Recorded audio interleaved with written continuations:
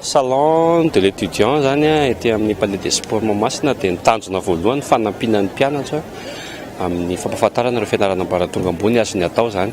Marihana fa ny salon isaka volana janoary dia ho an'ireo ankizy mbola tsy tafiditra tamin'ny volana oktobra na mbola misalasala na mbola niandry concours fotoana zany zao ahafahan'ny ankizy manao inscription farany ho an'ny taom-pianarana 7 zay zany anisan'ny karakarana ny hetsika tahaka itony ary izay nitanjona voalohany.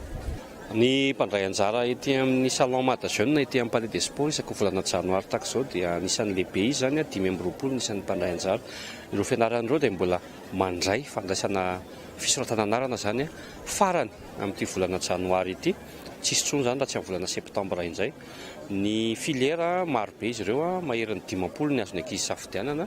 Marihako fa misy filiera vaovao, tsy hoe vaovao fa ampahafantarina ny ankizy dia ny filiera amin'ny resaka ressources humaines, eo ihany koa ny développement izay zava-baovao ihany koa ahafahan'ny ankizy zany hoe misafidy indray mba tsy hany amin'ilay hoe gestion na management na ny efa mahazatra ny informatique.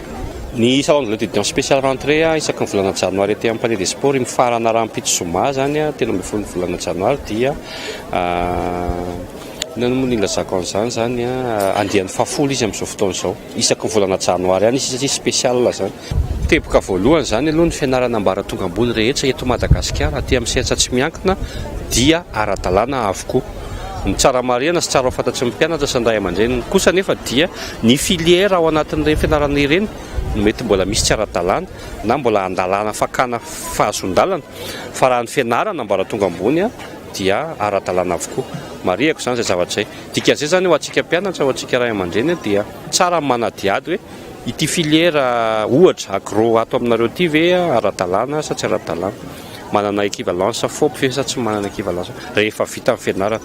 Ny dika zany zay fa any filiera ny tsara anontaniana le hoe ara-dalàna sy tsy ara-dalàna fa raha ny fianarana ambaratonga ambony amin'ny ankapobeny dia mitsangana ara-panjakana daholo.